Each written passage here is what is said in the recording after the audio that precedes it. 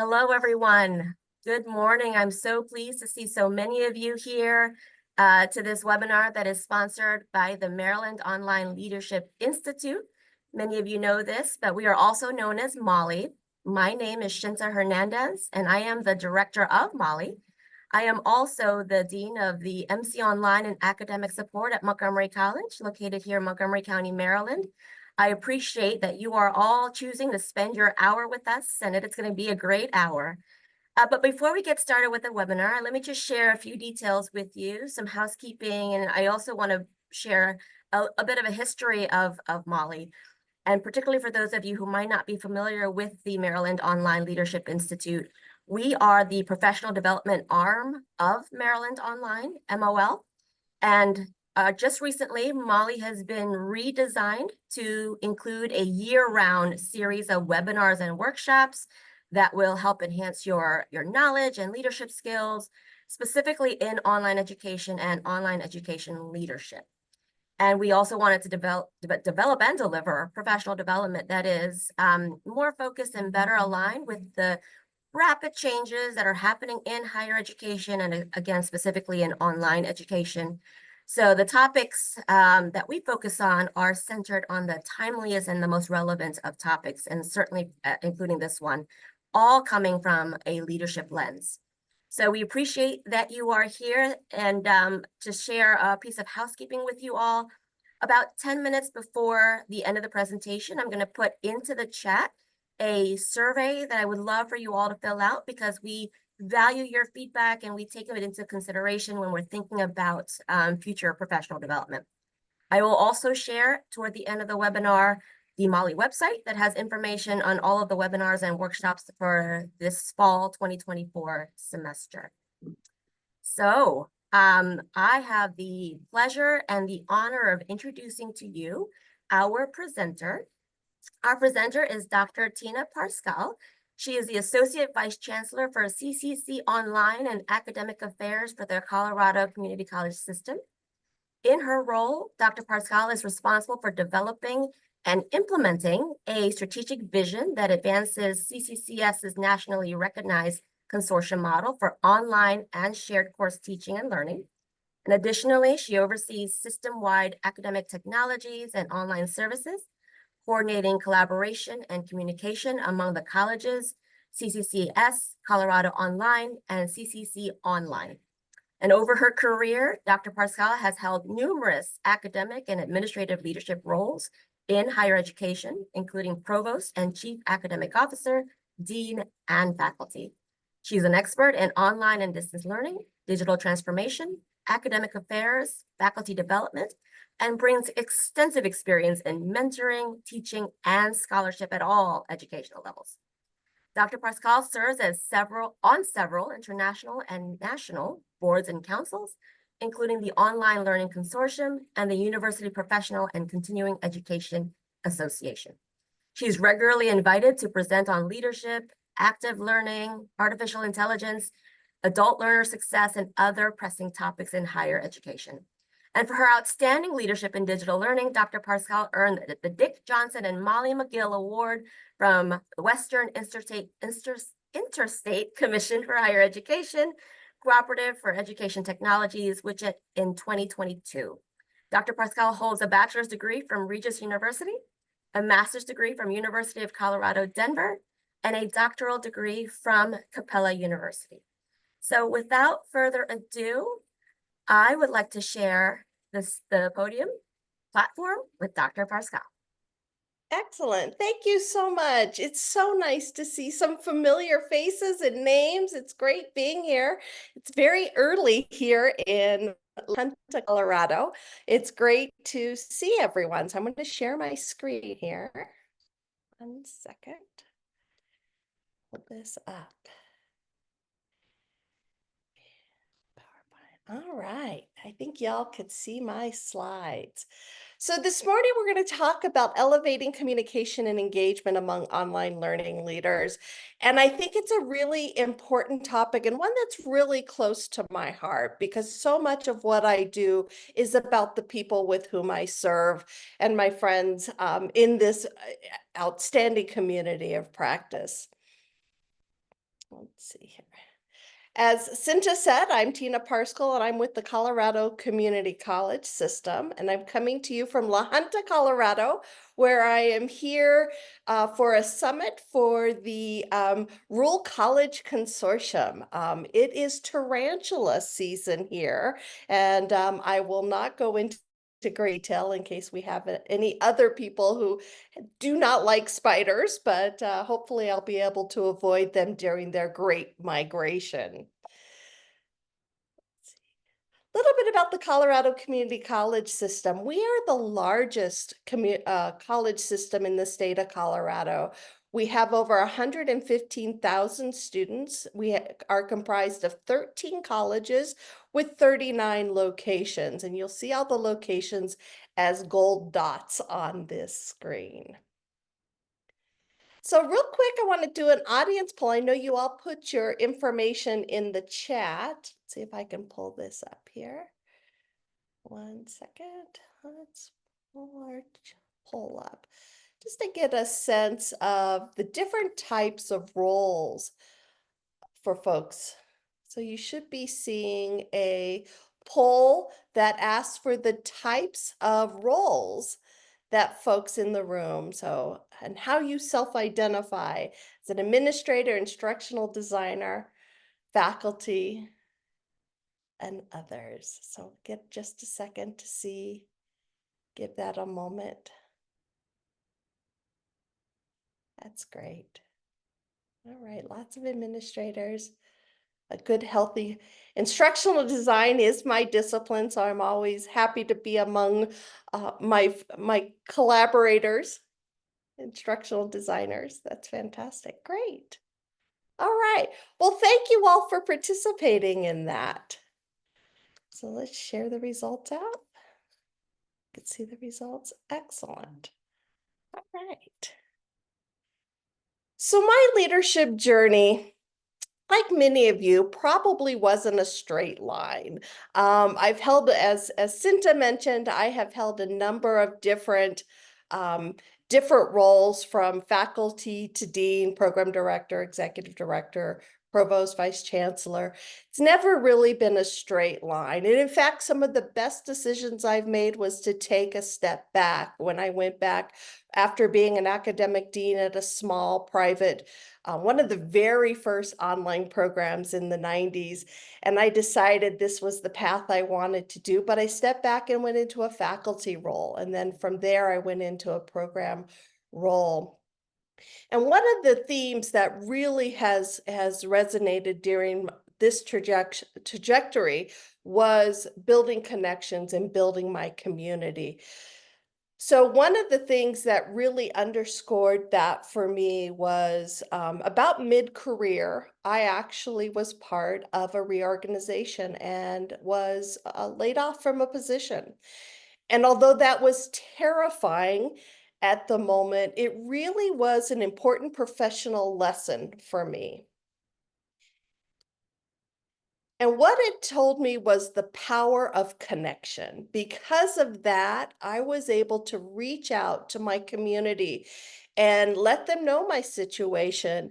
And I had folks offering me, giving me some information on where I could be an adjunct teacher. I had folks giving me job leads.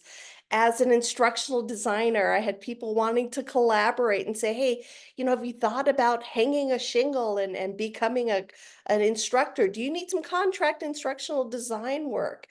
And so what this really taught me, that I could really bounce back from a setback, which was fantastic, and has served me well over time, but it's also really underscored the power of community and the power of connections.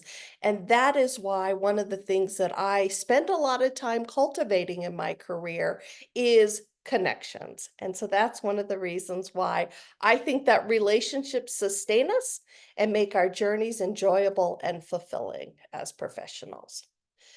So as instructional designers and leaders in online learning, you may have seen UPCEA's hallmarks of excellence in online learning. These are the things that really anchor our work and in online learning. Three of these really stand out when we talk about collaboration and communication and building engagement. Advocacy and leadership within institutions, external advocacy and leadership, and professionalism. These elements are really key as we emerge and grow and advance as leaders in this space. So I want to talk a little bit about making connections. So, as I look back over all of the many roles I've had, identified ways to build internal connections. Some of the best connections I've made are individuals with whom I've served in the past. And there are many ways to do it as an early career individual, a mid career, or a late career. And to build those connections internally within your organization, within your college, within your system, or even within your department. I'm on the faculty for OLC's Emerging Institute for Emerging Leaders in Online Learning. And I know at least one of the folks that I met through ILOL are here today. Good to see you. Um, One of the things that's really important there is the importance of a mentor. I really encourage early career individuals to seek a mentor. And as you advance and become more seasoned, mid-career, late career, be a mentor. One of the best things that I did in my career when I was at Regis University as a faculty member, I was a mentor for more junior folks. And then I actually decided I wanted to be part of the mentoring program. And so I applied. You had to submit a proposal for the formal full year mentoring program. They didn't have an integrated center for a CETL, Center for Excellence in Teaching and Learning. They didn't have one. And I was doing faculty development, professional development as a faculty member in residence.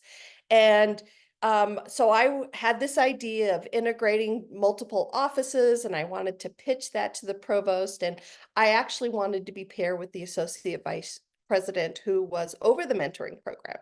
Well, in her wisdom, she's like, I'm going to pair you with the provost.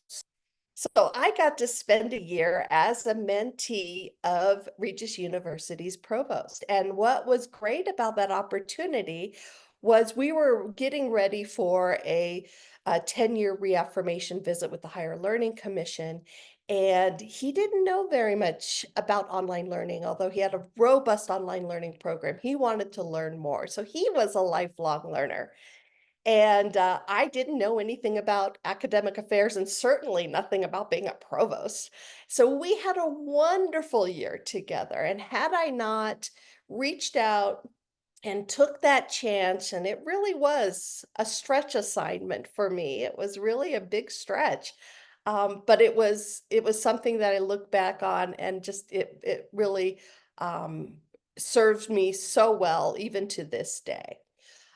Professional development. Many of you are doing this program, and some of you have maybe finished this program, the MOLLI program.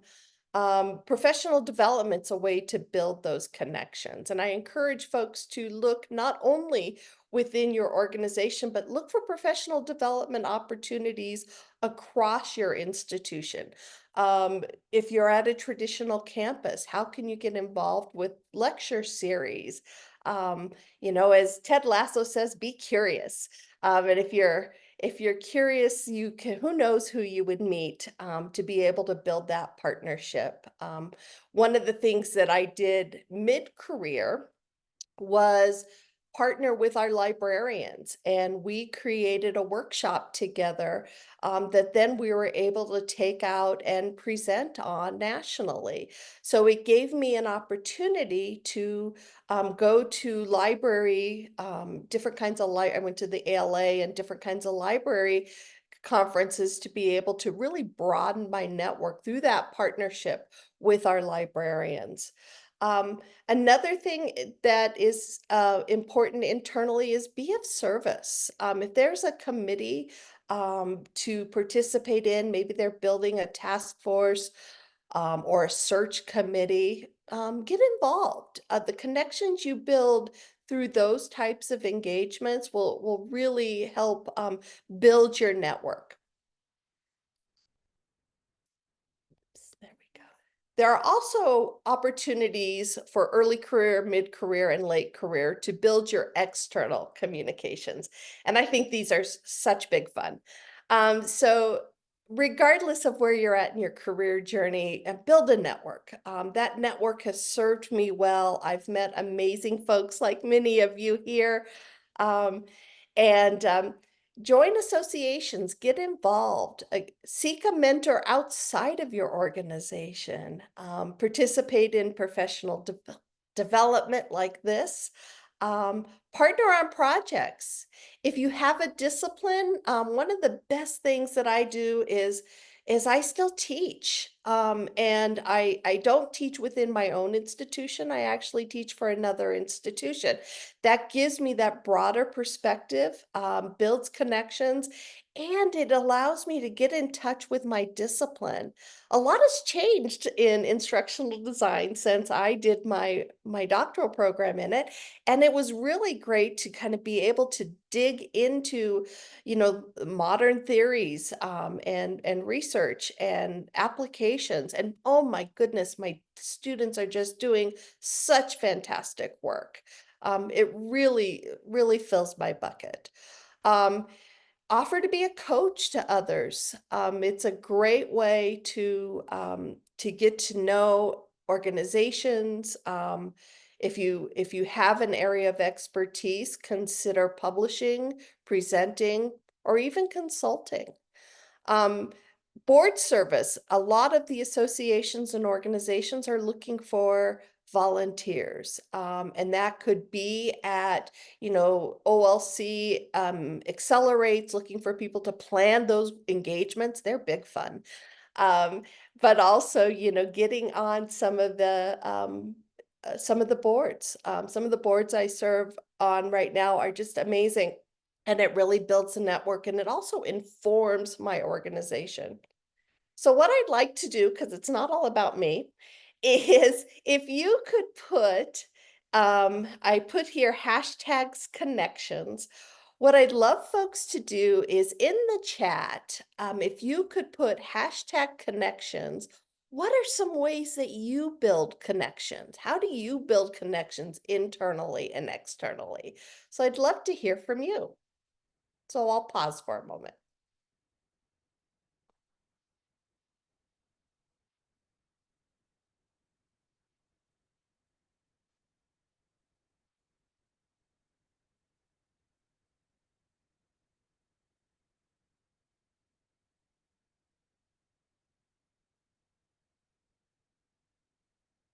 So hashtag connections.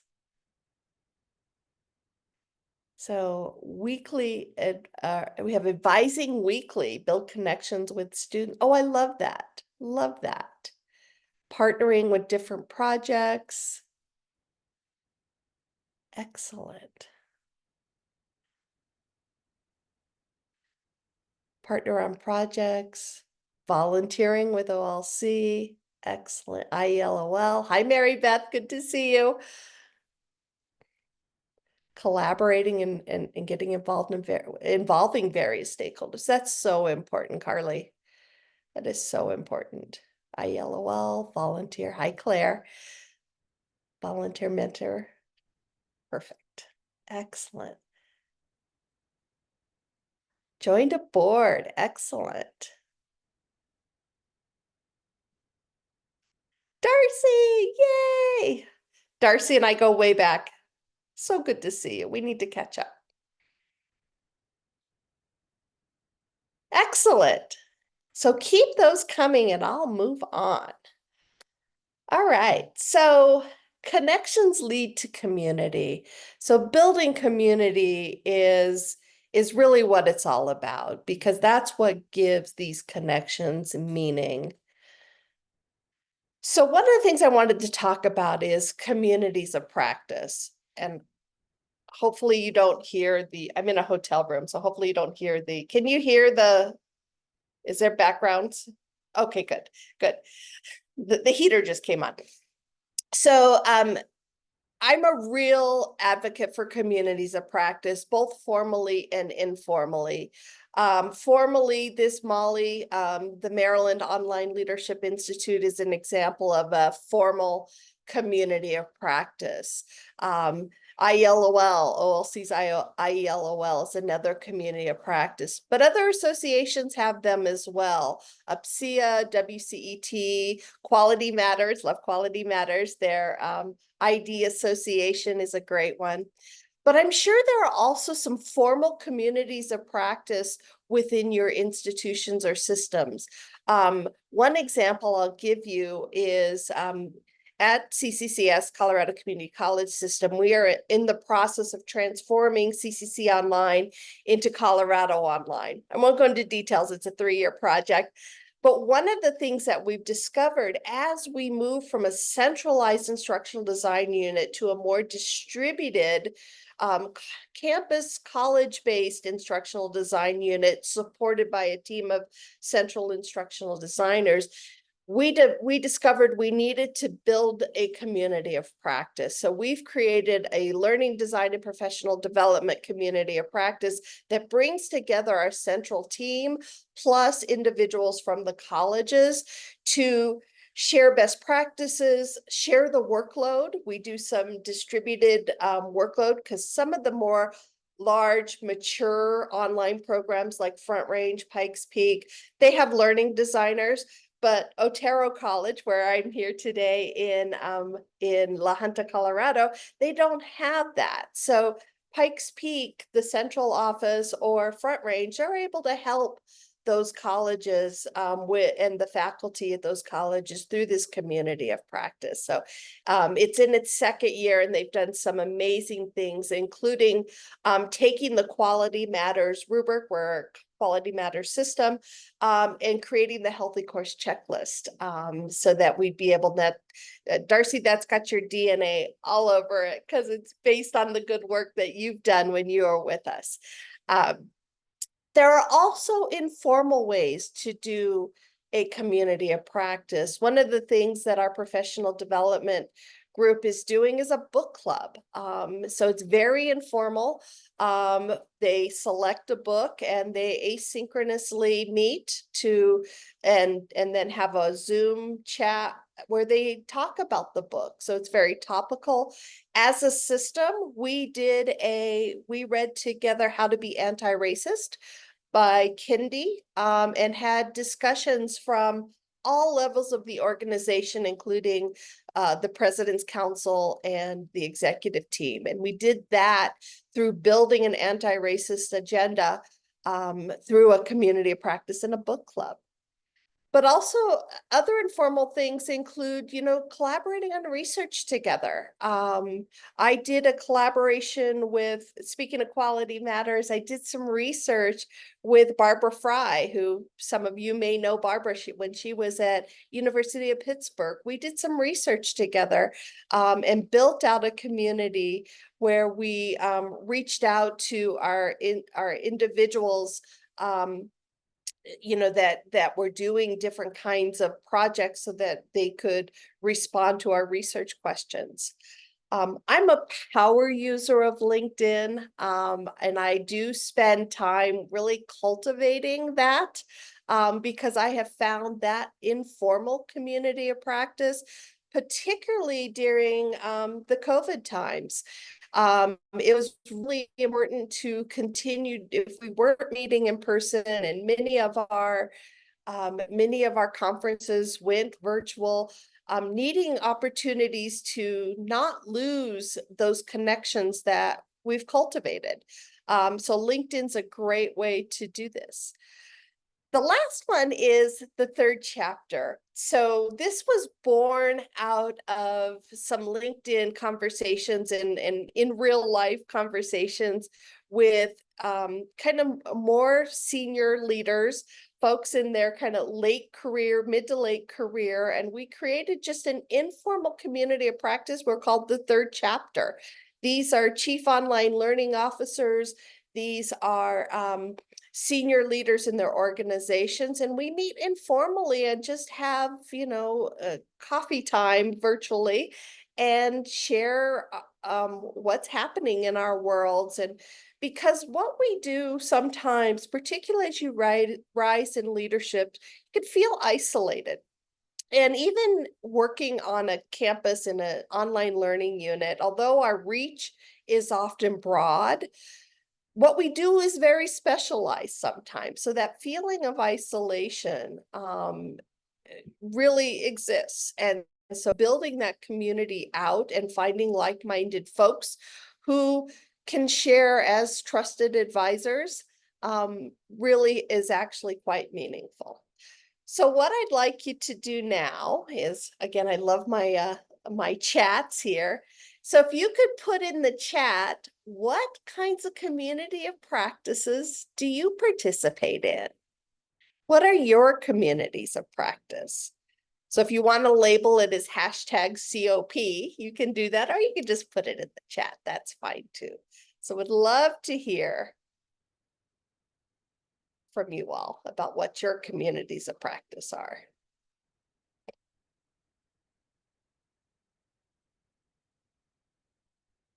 Yes, Maryland has a great system of affinity groups. That's wonderful.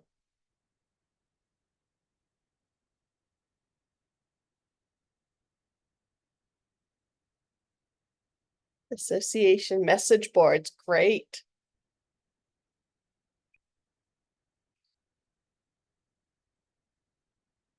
ILOL colleagues through the QM Ohio. Quality assurance accreditation. Non-traditional students, perfect, Julie.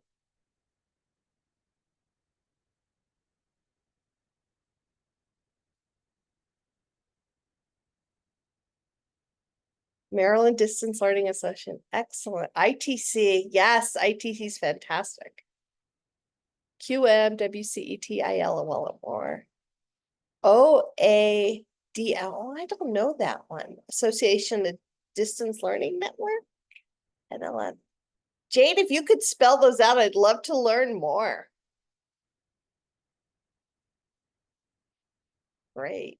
Oh, fantastic. Oh, Maryland has their own colo group. That's cool. Excellent. Fantastic. What great communities. Take note of these.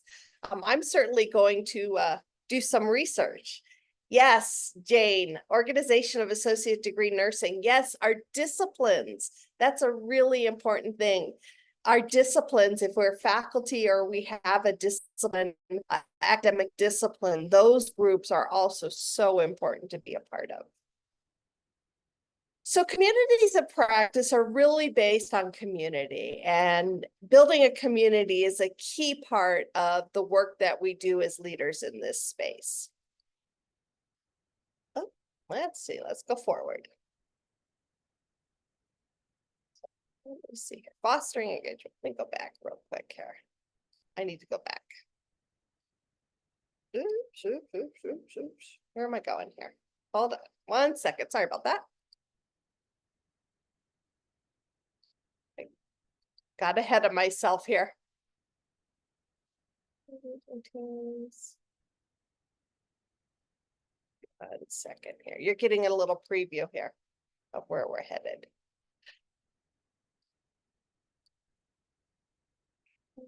There we go. Very weird. It's like I'm in an infinite loop. 1 second. Let me stop sharing and reorient my slides here. 1 second. This is doing this. Okay, that's where I want to be.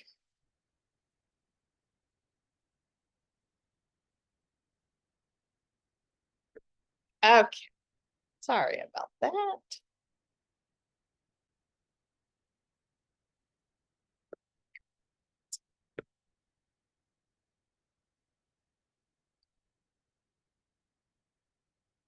My apologies. Share my screen. All right, here we go.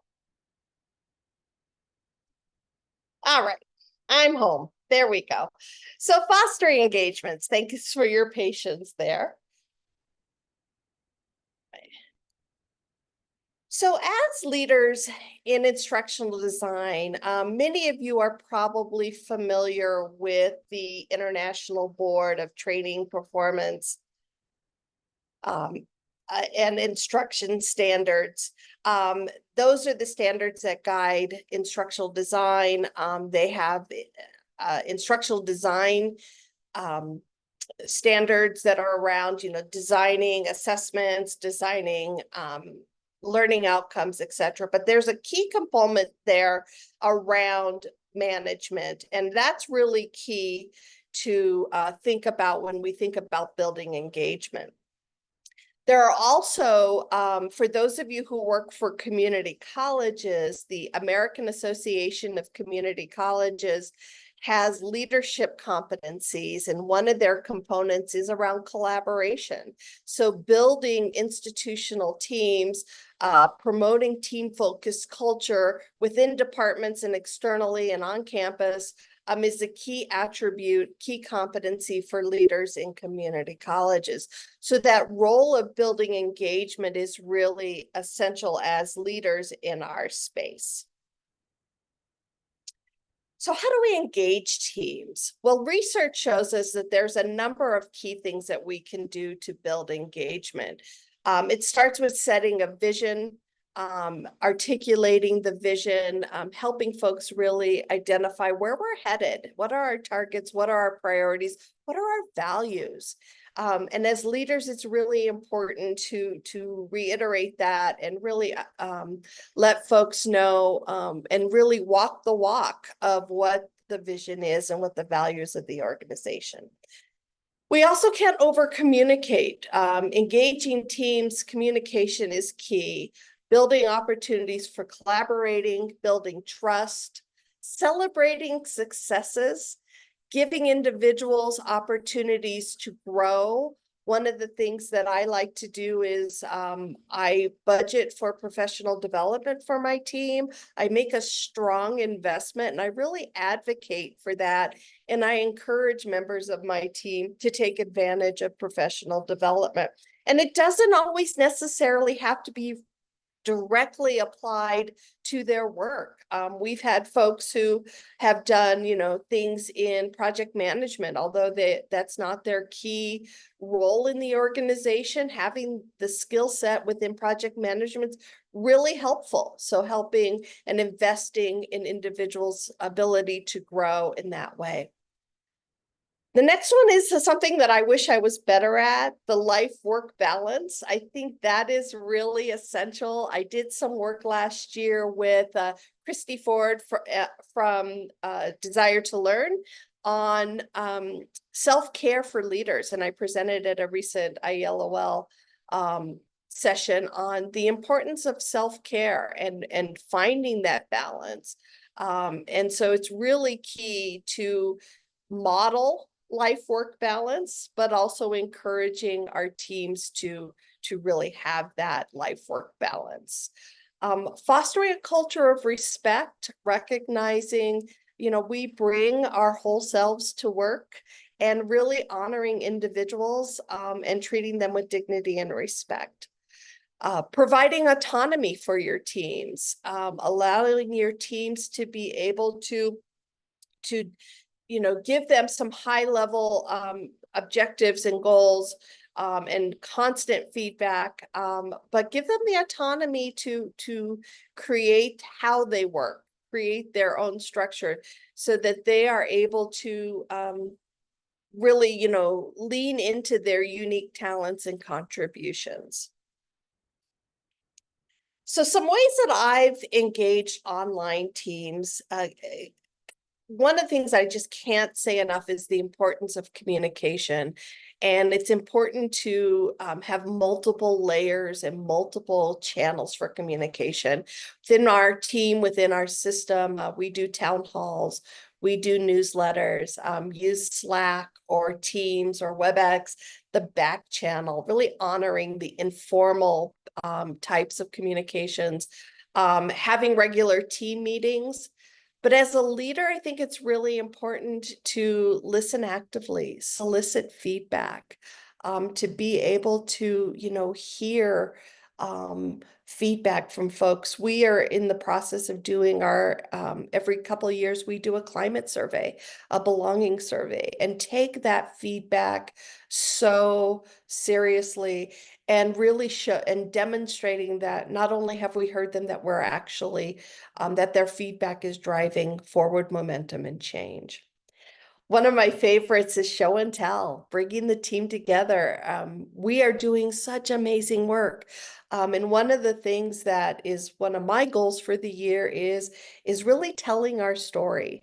As we're shifting the scope of our team to be more in service rather than offering direct instruction, really being of service to the colleges, is telling our story so folks know what kinds of resources they have with the central team. Also doing retreats. I do a leadership retreat each year where I bring my team together, my leadership team together, so that we can spend some time offsite. We're in Colorado, so we have some pretty cool options for pretty places to get away. And have it be team building, be it collaborating, it's setting goals for the next year, working on professional development, working on self-development. Um, I also do skip level meetings. So I have an amazing team of leaders and they lead amazing teams. So what I like to do is about every year, I will meet with each of the teams of my direct reports, and then I'll sometimes meet with individuals one-on-one. I have about 50 people in my area, so I don't get through everyone in the same year. But those skip level meetings are just an opportunity to check in. I also, I will interview every finalist that comes into our department. And that's important for a couple of reasons. I do that because we are creating a close-knit culture, but I also want to give an opportunity for folks to get any questions answered that they may not have had answered as part of the search process. It also sets the stage for letting them know that I'm accessible and that they can come to me and have those conversations. Oops, sorry about that. Let's go forward. All right, so now I want to hear from you again. How do you engage your teams, or how do you engage in teams that you participate in? So if you could put that in the chat.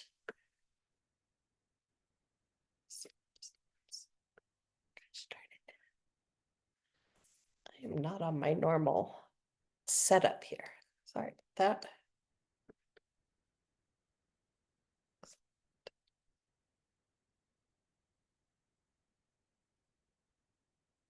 There we go. Let's take a look at the chat here.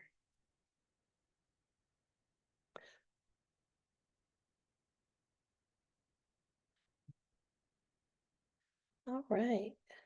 Doctoral program, that's fantastic.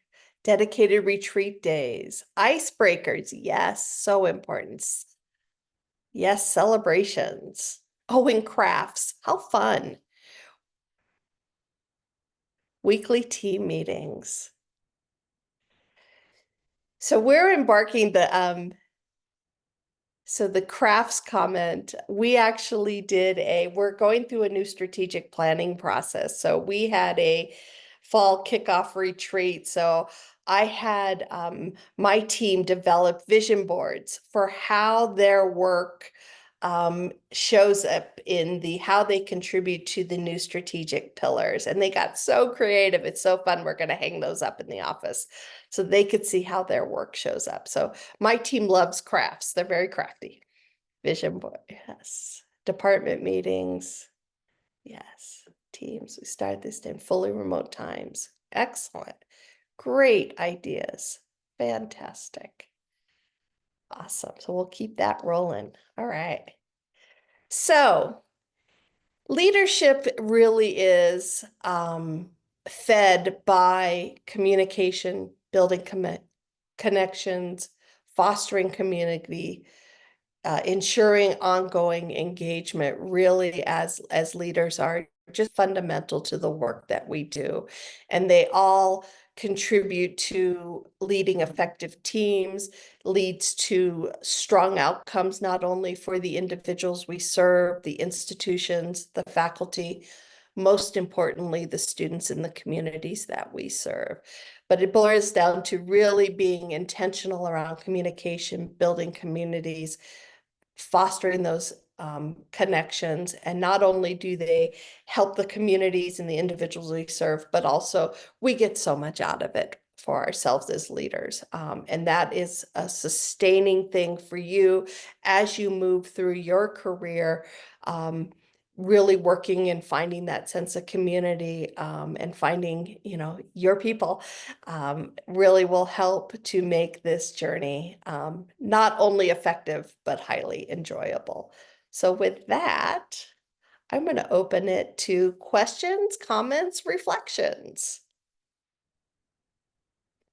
This was wonderful, Tina. Thank you so much. Highly engaging, and there's just a lot of activity going on in chat. There was a question I answered, but I would love for you to also answer as well. And this was earlier on. Rachel Becker stated that she's a current EDD student, and she's wondering what we recommend she do to become more connected in this community and build leadership skills. Oh, fantastic. What a great, well, first off, feel free to, my LinkedIn is here. Feel free to link to me and send me messages afterwards, because I'd love to do that. Some institutions have formal graduate student, doctoral students groups, and several do not. They just don't really have that formally set up.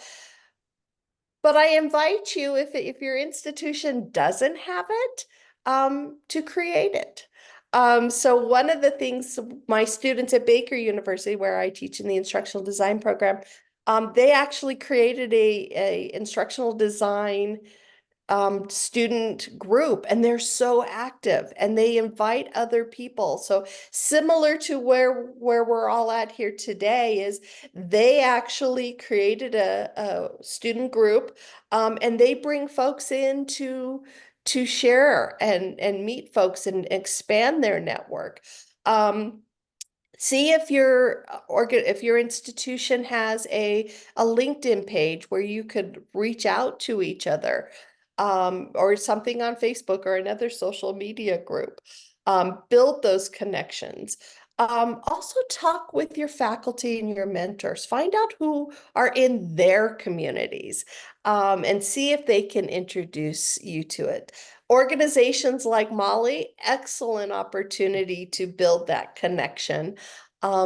If you have an area of research interest and you see a name, it's like over and over and over again in your research, reach out to that person. Don't assume that they're not going to reply. For example, when I was working on my doctorate, one of the folks who was Phil Ice, who was at American Public and a couple other places, he was one of the researchers for the community of inquiry model. And I reached out to him as a graduate student, say, hey, I love your model, tell me. And we had a great conversation. And that actually has lasted through, we've kept in touch over the years. So if you see someone whose work you admire or you're citing a lot of, reach out to them. They're busy and they may not respond, but they might also, because if you're passionate about a topic, they are too. And they are, we're all teachers. At the end of the day, we all have a teacher spirit, and, sharing what we love, folks want to do that. But Rachel, please connect to me. Please reach out. Happy to have this conversation about your specific program, and share some ideas and maybe introduce you to someone. Mhm. Yeah, that networking piece is really important. So thank you for sharing that, Tina. There's another question for you. Chandra is asking, what journals do you recommend writing for which address on-the-ground leadership strategies? Ooh. So the OLC has the online journal, online distance learning journal, asynchronous learning journal. They often do leadership topics. But I want to kind of dream big. One of the things, that book I just finished reading through IELOL was actually something that some of the I think it was the 2018 or 19 cohort, they actually got together and created a book on, and I'll share it. I'll actually post a link to it. I'll share it with you all. But it's a book that focused on leadership. It focused on innovation in this space, because the research kind of wasn't there. So they're like, we're going to tell the story. So they created a edited book on the topics. And so depending on your topic, there's probably a number of journals with which to submit. And also starting with one of my favorite conferences, in part because it's in Jekyll Island, which I love, but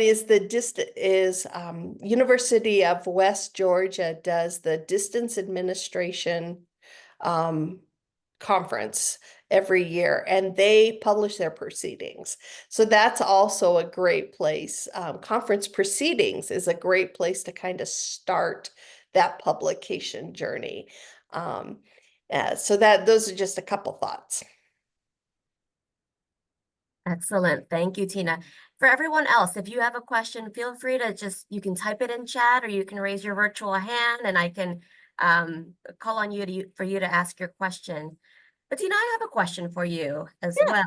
So what do you think might be some of the key challenges that any one of us might experience? And maybe you may have experienced some of these challenges as well in getting to connecting with folks, establishing a community of practice, getting a mentor, any of those things that you had mentioned in your presentation. Any setbacks or challenges?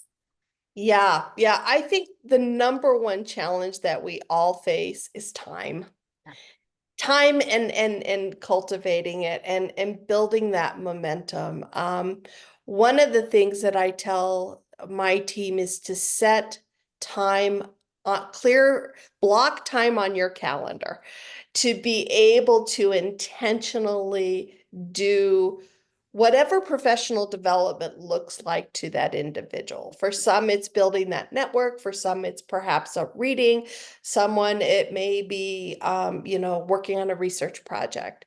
But being intentional and scheduling it, I think, helps with the time. And although I'm an advocate of having firm boundaries, be courageous to say yes.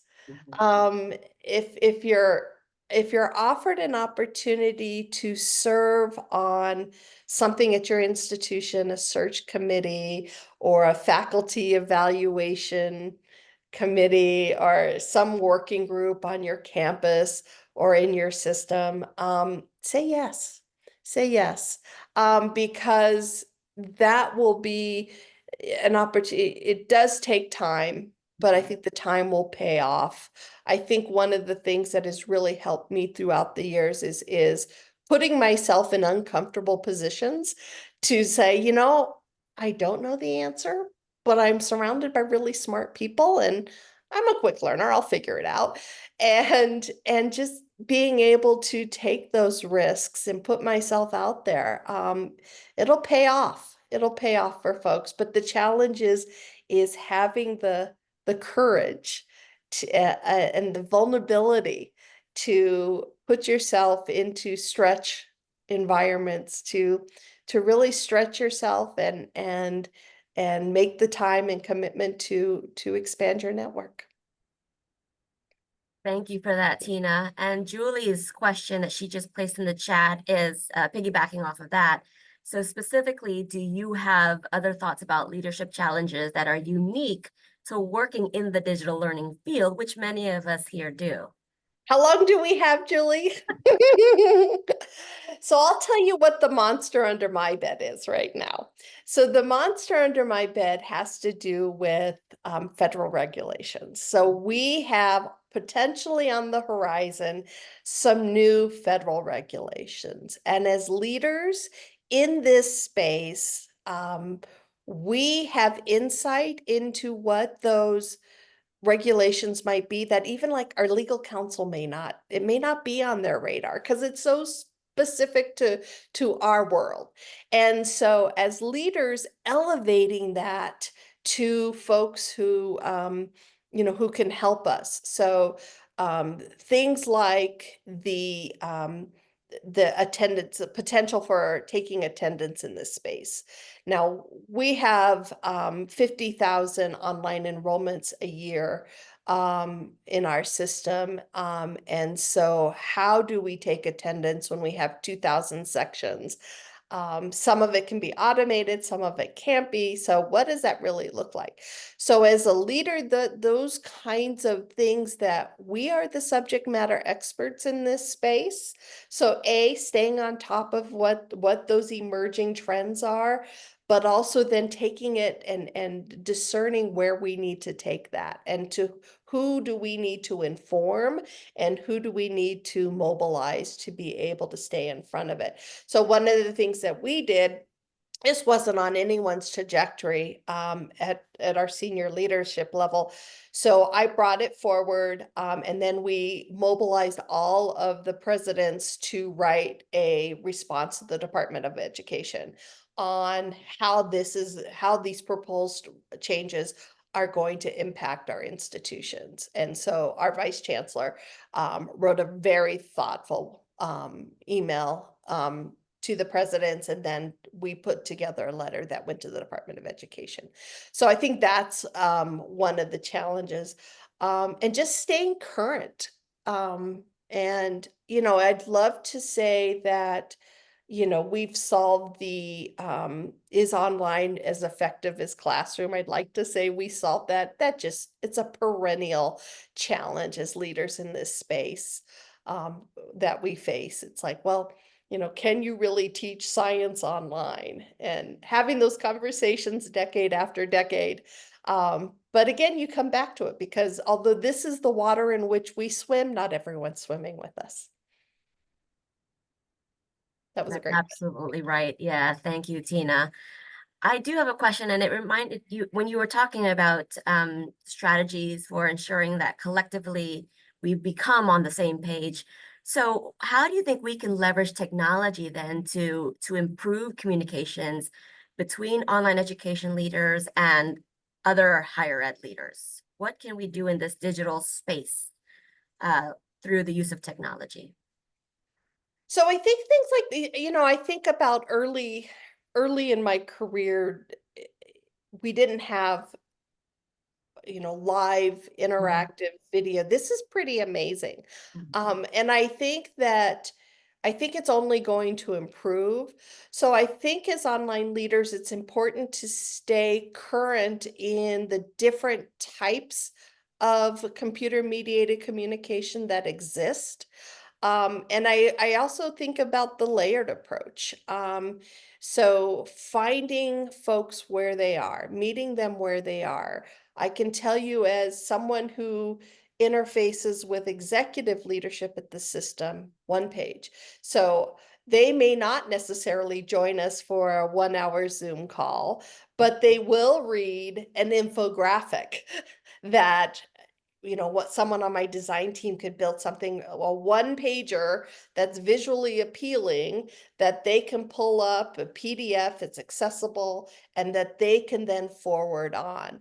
So one of the strategies I take is who's your audience? What are they using in terms of technology? What are their time constraints? What are their priorities? And because we as digital learning leaders have the ability to flex our messaging and our channels, really leverage that. So if I have folks who are really good at, creating webinars, we do that, or we do vignettes, short blurbs, having We have like an FAQ where they can self-help and come in for information. We have knowledge bases. But again, it comes down to putting on my designer hat, meeting people where they are, and knowing who the audience is and finding the right channel that works for them. But you can also help them grow and develop. I mean, I can think of times over my career that I've taken faculty who, couldn't even use their cell phone, and help them then participate in an online webinar as a presenter. And so it just, it takes time, and attention. Wow, Tina, this has been really invaluable. Thank you so much for all the tips and tools and strategies that you shared with us here so that we can continue elevating our communication and our collaboration and engagement among our group of collaborators, but as well as across other groups of people in higher education. We thank you for your time. We hope to be able to see you again and cross paths very soon. For everyone else here in the Zoom, please check out the rest of our 2024 monthly MOLLI webinars and workshops. The website is in the chat. And we also would like for you to fill out the post-workshop, post-webinar survey. So please, when you get a chance, if you can do that before Friday, that would be terrific. Thank you again, Tina. This has been amazing. We appreciate you. Thank you. Thank you for having me, and good luck with the rest of your institute. Absolutely. Thank you all very much. Have a good rest of your day.